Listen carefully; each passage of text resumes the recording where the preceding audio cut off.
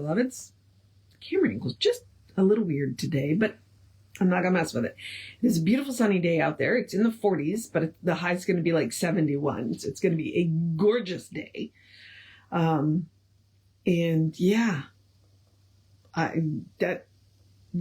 you want to talk about truth and beauty, but we're not here to talk about truth and beauty. We're actually moving to chapter 7, which is reality and illusion. So let's do the housekeeping first. And when I say housekeeping, all I mean is reminding you that we are Creative Life Spiritual Center. The website is creativelife.org. The constant contact email, you get 1 email a week, just tells you what's going on for the week and the month. And the hot links are hot. So, email info@creativelife.org. You get, like I said, 1 email a week. Unless something unusual happens. It's a real person doing it. Okay. And then we don't monetize the social medias. So what we ask you to do is go like, subscribe, share, follow, comment based on the platform. And that way it bumps us in the algorithms so more people see our stuff because we think we have good tools to share. Okay. That is the housekeeping. Now we are moving on to a new chapter. We are on chapter 7. We are almost halfway through because there are 15 chapters in here. So we're closing in on halfway through. Now I say that halfway through, but we're only this far into the book. So some of these later chapters must be pretty long. So yeah, but we are moving on into reality and illusion. Let me remind you that we have 4 voices. The farer, which is me and you. We're the ones on the journey. The scribe, who describes the situation. The voice the presence, which is the voice celestial. That is that still small inner voice that we're always listening for. And then the voice of the aged masters, but we haven't met that voice yet. So, yeah, that is where we are. All right. So chapter 7, reality and illusion. Oh, this is different. It starts with part 1. We're not even starting with a voice. We're starting with part 1. All right. Whew. Nice deep breath, right? Poetry. Truth bears no age, nor can the searcher trace one line of care, time chiseled on its face. Impersonal as justice, impassively it binds the false and sets the captive free. While blind illusion thrusts the truth apart and clasps the lie more fervently to its heart, man, self-deceived, is by himself bereft. When faith departs and only fear is left, antiquity, though graced with well-fringed stole and cassock, chasuble or priestly scroll, cannot compel life's law to serve the claims of superstition lit with candle flames. For truth and law, though differing in act, proclaim infallible the eternal fact that life reflects in form immaculate the image cast by thought, and soon or later we reap the harvest and we pay the score for false conception or for wisdom's lore. How often men have bowed the knee in prayer unto the God whom they projected there, or gods whom other men have claimed to find, and every worshipper doth see behind the idol's face what he believes he sees behind the idol's face. On bended knee he looks into a mirror, sees reflected what he in faith or unbelief projected. All unaware that in himself alone the truth is found, the sacred stone appears as real and icons on the altar reflected the incense, candle, and psalter. And we pick up with the presence. Illusion lies in failure to detect the source of truth, and so believes effect to be the cause. 'Tis here you find the fusion of superstition wed to pseudo-reason, Of all the errors which do damn the race, this is the worst, that man has sought to place causation on the outside, not within himself. The Farer. What you call error, some call sin. The Presence. I do not speak alone of ethic laws, but of the false conception. For the cause lies neither in an outraged deity nor in a field of force and energy, but in the self and what man thinks and feels, and what his thought about the thing reveals.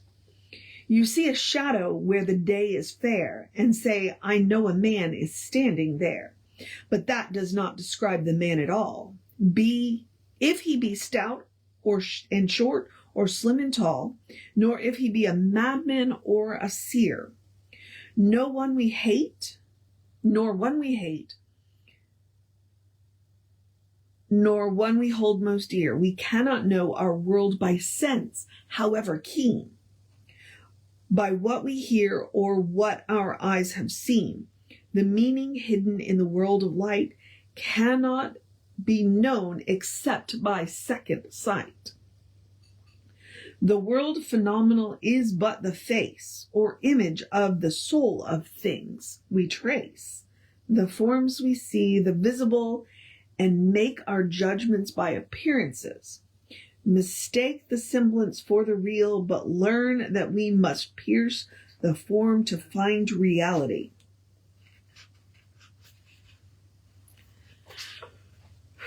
The Farer.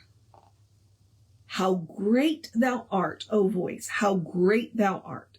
I hear thy speech at last within my heart. I have no doubt of thee, thy words contain the song of songs, yet I still have to gain such understanding as to pierce the veil of unreality, and without fail to rend the tissue of pretense that binds me to the human sense, and know the truth that will unwind the shroud of death from anguished mind. The Presence. Within yourself, the undiscovered truth lies hid in you, the very goal you seek. And though your quest should lead through lands afar, you will return and find the truth where you are. Begin with this. There is within the self a quality of being absolute. You are with it identified. For if you are, and if the absolute is all, then you are one with all. In this lies the mystery of being. You may say, I am, thou art, God is. But that does not define the causeless cause, nor can it be defined, for to define is but to limit it. And to be limited is not to be the absolute. It is at once the known and the unknowable.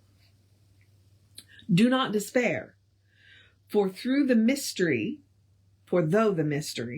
seems great, it is no greater than men find in their attempt to deal with time and space, and comprehend the galaxies that stretch out to infinity, although from them can be attained a partial concept of eternity. But let it rest. The finite has no need to comprehend the infinite. The finite has no need to comprehend the infinite.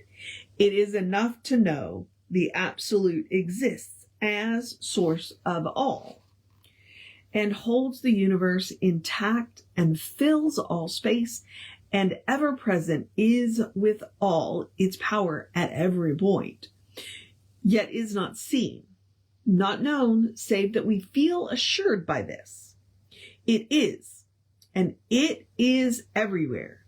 Yet he who claims, I see it, is by himself deceived. What he has seen is his experience in individual and finite form. The absolute is not removed from time, yet is not time from space, yet is not space from energy, yet is not energy from ether. Yet is not ether, nor void, though itself is not the void. It can, perhaps, be best conceived in abstract terms, the elemental principle, to thus make real the bridge between the unknown and the known, the causeless cause from which proceeds all things, and minds, and movements, and all thought without an end. If then, as ancients said, it is everywhere, it is in man, in every age, in every faith, and in the minds of all the seers, this was the key to the unknown and otherwise unknowable. He knows who knows himself. The voice of man becomes the voice of God, and man is thus the inlet and the outlet to the one and only God, whom he can ever know. Man is the key. The voice of the sages become the voice of God to all the ages. The Wayfarer. I oft have heard the words, man, know thyself, yet truly found no meaning clear to me. The Presence. He knows himself who finds within himself the being who upholds the self, and knows him as the one supreme eternal being. The Wayfarer. Such concept of myself seems far too deep for me, but gladly would I welcome it, were it to open doors into the real, and give me the sight to penetrate the cloud of my unknowing, and bring to light the cause and cure of my own ignorance. For what I see seems real, and I do not discern between the false and true. My eyes behold the ever-moving forms that come and go, where ceaseless change of scene portrays to me the movement of some power, invisible, hid in mystery. Reality, it seems, is veiled through all creation. What is this veil? The Presence. No mist or cloud by God's design doth veil reality, but you, in ignorance of cause and of effects, give substance to the world of form and call it matter, thinking it to be a thing apart from mind because it has another name.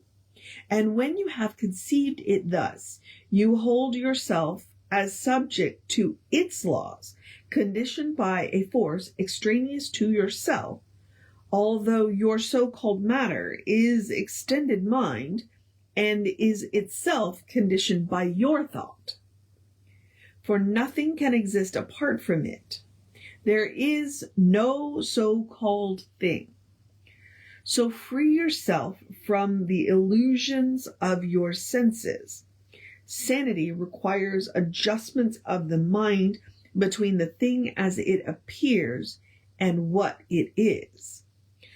The thing, in fact, and in reality, the tree beside the road as you pass swiftly by appears to move, but in your mind you make adjustment to it, contradict the false, and so arrive at truth. The Wayfarer. This I perceive. Self-conscious life must ever look for cause and mode of motion in the finite world. But whence did the appearance come? From what? How is it that something is construed from nothing into itself? With the Presence. Nay, friend, all things exist, but they exist in mind and are from mind derived. From mind itself is all. A common error speaks of matter as some substance on which creative mind is said to move, or that the cosmic spirit moved upon nothing and from a not evolved objective substance, and from this substance created form.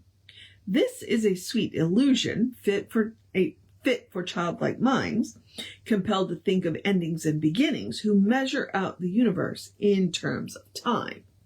But he alone can understand, who knows there is no first cause, but eternal cause alone, and that all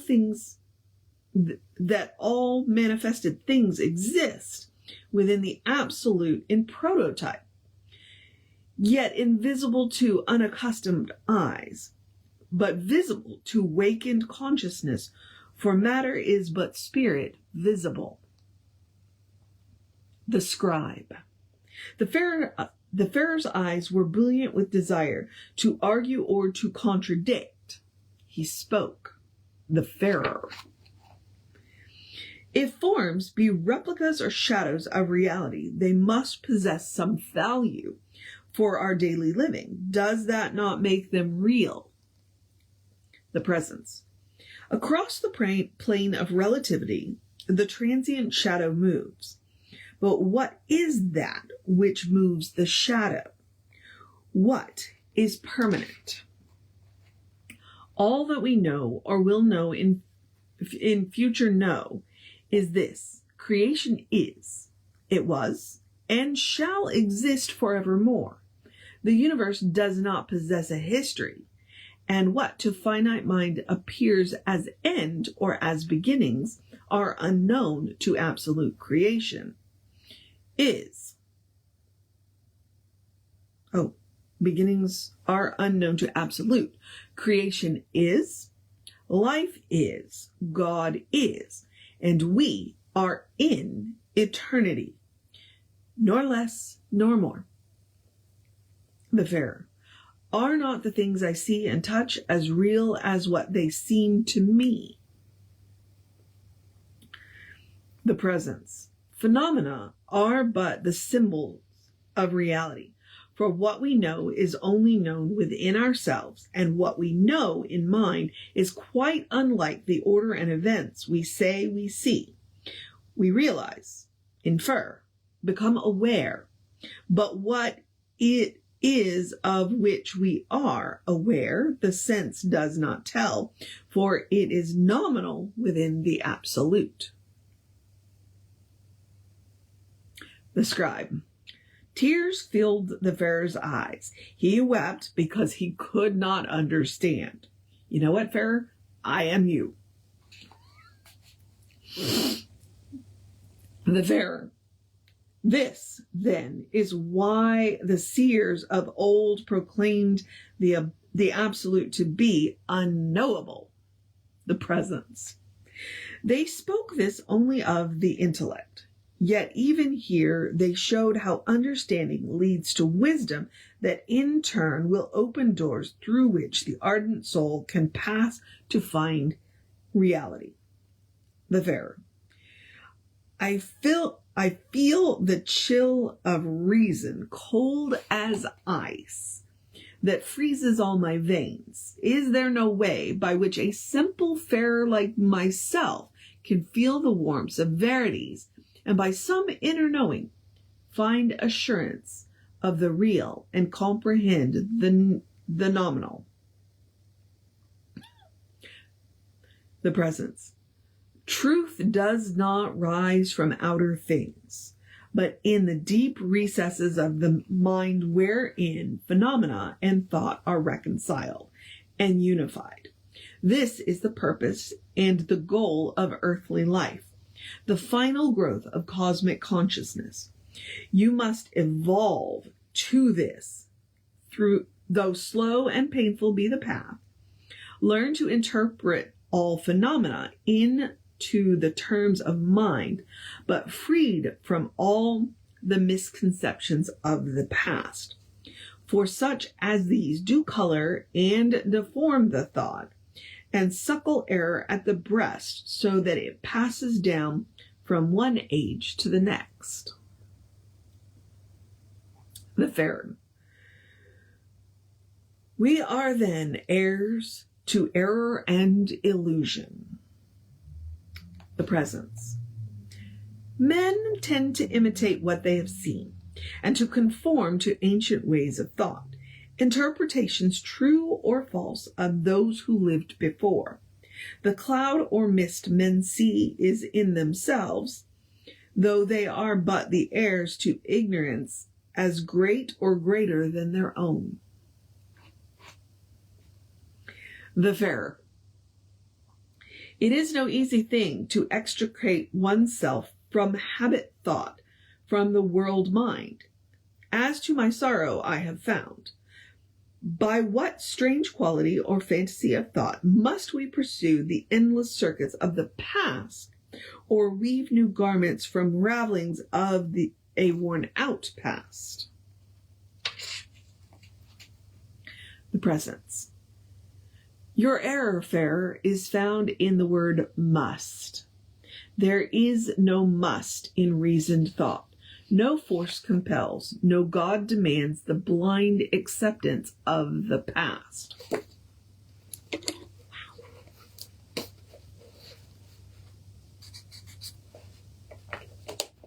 That deserves a wow. That deserves an out loud wow. The Pharaoh. Yet all events and all traditions seem unbroken links in one great, endless chain of ever-growing panoramic scenes that bear the record of the past and so impress themselves upon the mind that man cannot escape the dominance of ancient thoughts. Are we not victims of our fathers' faults, and bound thereby as though they were our own? I do with vigor curse the past. Oh, that some star of hope might shine for me from out the black abyss of the unknown and the unknowable. The Presence. Self-pity is illusion in itself, for it proclaims the inescapable. Woo! Smackdown! The Pharaoh. But I see that which you of purest mind do not perceive. By some strange inner light. Hang on. Just got a smackdown from the Pharaoh and now, or from the Presence, and now I'm confused. The Pharaoh. But I see that which you of purest mind do not perceive. By some strange inner sight, I view or seem to view a vast abyss or field of essences wherein the acts and thoughts and even forms of living things are so impressed upon a moving screen that past and present seem inscribed upon a cosmic memory. I see the beasts of prehistoric times, the slow advance of primate man, emerging from the clay. I see the races move across the land, led by the lords, who are in turn led on by other higher lords, who speak to them through clouds. Clouds! Clouds! Always the mist and clouds. The whole scene seems to turn, revolving like a platform on a stage, where the same play repeats, rehearsing endlessly, and where the dead, like Pilate, wash their hands of blood, or like the Christ, are slain and offered up again and yet again. Is this illusion or the real? The Presence. It is the memory of nature that you read, nor good nor bad, but you are not the victim of the past, nor subject to a spell. Illusion lies in this, that you accept the pattern of the past as auguries of things to come. Effect is thus accepted as a cause, which you project into the present and the future. It need not be. There is no fate, no God proclaiming that you must.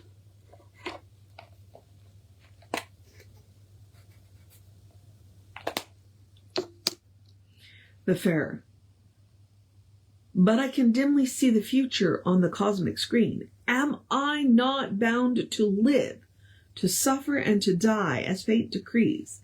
Am I not victim of the universe? The Presence.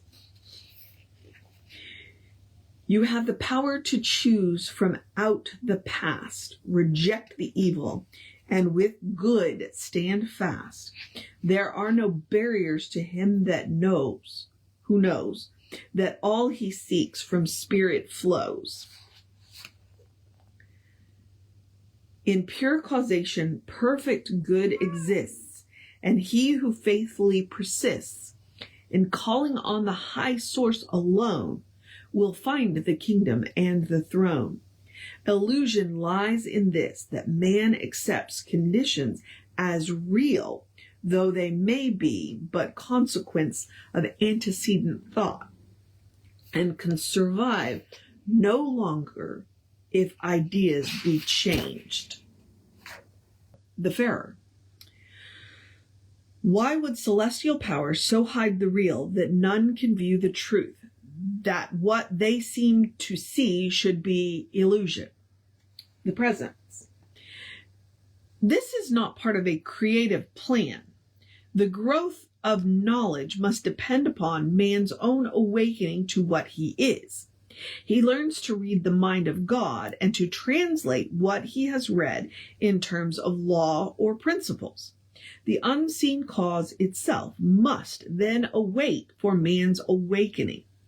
The mask or mist that seems to cloud the truth is not on nature's face, but on our own. Someday, the eye will penetrate the mystery and will reveal there is, in fact, no mystery and no illusion.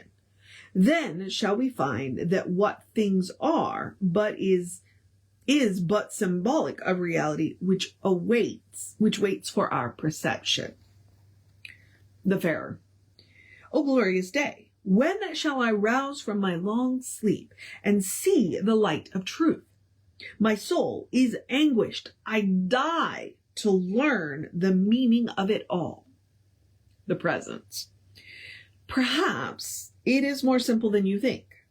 Restore your childhood's attitude of mind before the clouds of doubt closed in and hid from view the living things whose voices spoke to you. The roadside roses, the birds that seem to say, "Be of good cheer, and this is a happy day." Go back, I say, to those half-pagan days before reality was hid in haze. Learn once again to view the airy wings of conscious life, the very soul of things, as artists see the aura which they paint around the heads of master or of saint. So he who penetrates the outward screen shall view the unseen hid behind the scene.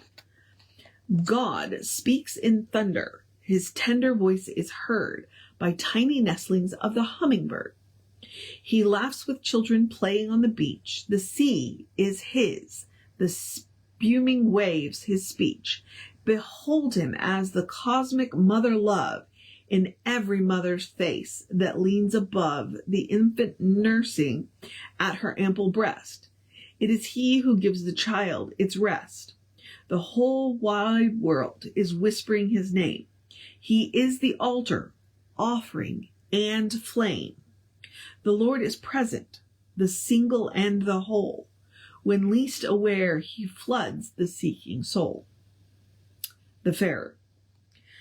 I have not been unmindful of the world, of things, and I have often seen behind the form some sentient spirit lurking, but it mocked at me and seemed to speak.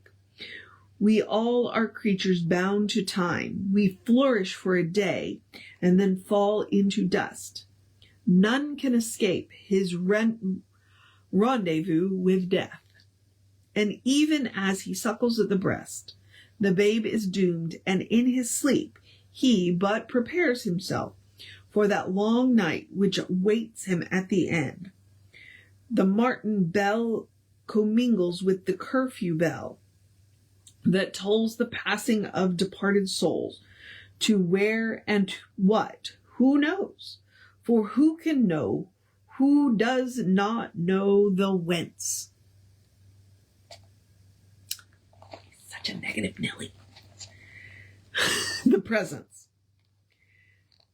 But have you not at times beheld another plane or sphere of consciousness behind the face of sense? The Farer. It brings no hope that I have seen the past in astral light, nor does it prove to me survival of the soul. I cannot tell what fantasy of mind unrolls a scroll, or if it be but vagrant images of flitting thought across an inner screen. What is illusion? What is fact? I ask myself. And more than this I seek to know.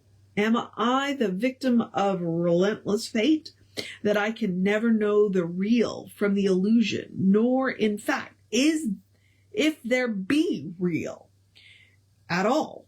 Am I so chained by ignorance that I must be a passive mirror which reflects unwittingly the phantom forms and faces of the past, and even thoughts that one time passed across the minds of those who lived and died so long ago? Or can it be that by some inner sight my mind has pierced the future and the past alike? If this be so, am I so bound by fate that I must endlessly review the screen, caught in events beyond my own control? Or is there still some freedom of mind that can transcend the written scroll and write a fairer one more close to my desire? The presence. Man's life would be a hell beyond the hell created by mythologies of old, or theocratic prophecies designed to drive the frightened souls to heaven, if he retained no power of choice or will to turn his eyes away from pictures that appall. He lives in happiness, whose eyes is fixed on with steadfast gaze upon the best he knows, and if his mind be full of love, he will attract some other best, set free from dwelling on the ugly and the false. The Farer. Ah, now you touch upon the problem that I face. What is this false, I pray of you? The Presence. With face turned towards the sun, no one can see the shadow cast behind.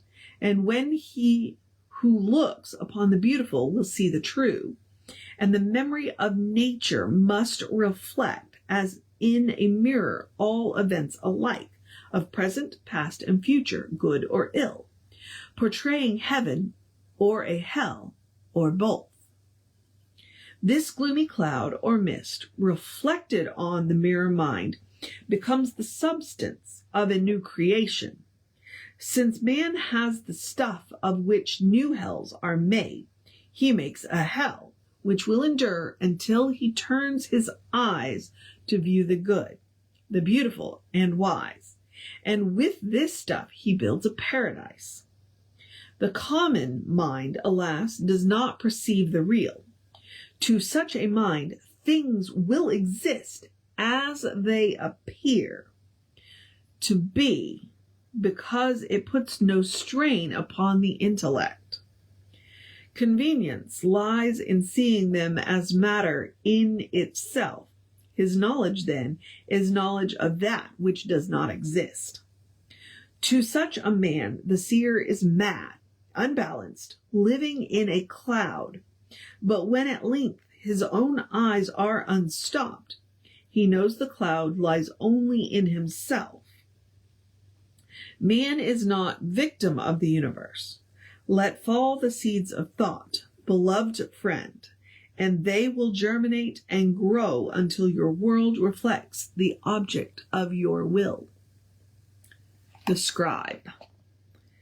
They parted then, but on a certain day communed once more, and on the farer's face a look of questioning. The farer. I pondered much upon your words, that man can build his word of insubstantial stuff. If such be true, could men long dead project their forms upon the screen of present time in our living world, becoming visible to us? The presence. There are no dead. No barriers exist between there and here. Among all faiths, the seers have taught a conscious contact made between that other world and this. He who deletes from the sacred scripts the heavenly visit would rend his faith apart. We are at times aware of that great cloud of witnesses, and even see them clothed in silver white. The farer. I would behold such visitants, and once I thought I heard a voice of one who died long, long ago. The presence. How long is long ago, and what is death but change of vehicles, which bear the self to realms of light beyond the present scene? Behold, the self, or me, is free of time and space, unbound by age, unfettered, unattached. The self may build a vehicle again and yet again, whose pattern lies in cosmic mind. The farer.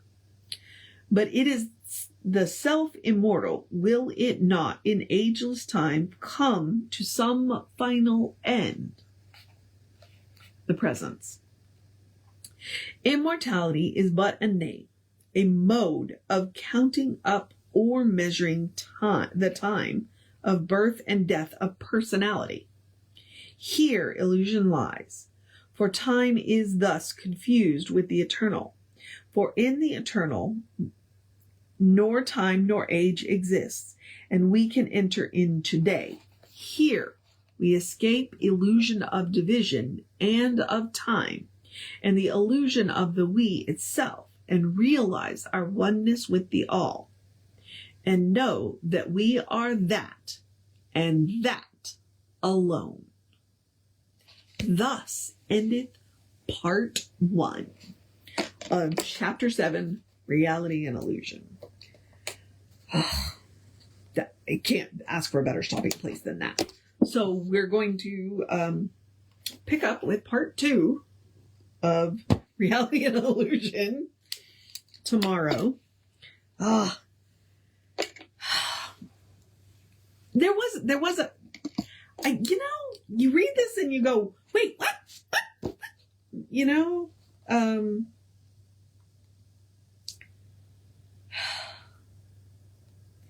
The fair really, it's like he almost gets it, and then he turns into this negative Nelly, and then he almost gets it, and then he turns into a negative Nelly. And he goes right, he references, they reference the allegory again, Plato's The Cave. With face turned towards the sun, no one can see the shadow cast behind. And he who looks upon the beautiful will see the true. That's what we build our world from. We build our world from what we see. And when we insist on looking at the ugly, we build our world from that. When we insist on looking at the good, we build our world from that. I think that's part of Jesus' teachings. Turn the other cheek. Like, change your perception. Change what you're looking at. Look for the good and praise it, and you'll have more of it. I don't know. All right. So there's that. And I may go ahead and leave because it looks like this is going to be a longer chapter. If he's going to do it in part 1 and part 2, I may do part 1 as 1 and part 2 as 2. And Reality and Illusion. So now I'm going to encourage you, because I don't know what else to say. I'm going to encourage you to have a great day, wondrous day, a fantastic day, a magical day, an enchanted day, a wonderful day, an awesome day, an amazing day, a take a break day, a get some rest day, a you deserve it day, a eat something good for you day, eat something good tasting day, a take a nap a day, a do what you got to do day, cuddle your fur babies day, drink plenty of water day, enjoy the weather day, open your windows day, because spring is springing down here, a good day, and if that is too much pressure, simply have a day. You learn enough, just as you are. You're a beloved expression of the divine. You are a brilliant light, a divine spark, spirit in motion, God in action, a beautiful masterpiece, and a work in progress at the same time, at your own pace. And as Reverend Jesse likes to call us, you are a godling. Explore the truth of your being. Get to know who the divine knows you to be, because the divine knows you to be good. And from there, anything is possible. All right, beloveds. Reverend David should be on around 5 p.m. with you. I'll be back with you probably tomorrow. I get to go to the gym, so around 8:45. Take care of yourself. Know that you are loved, and I will see you next time.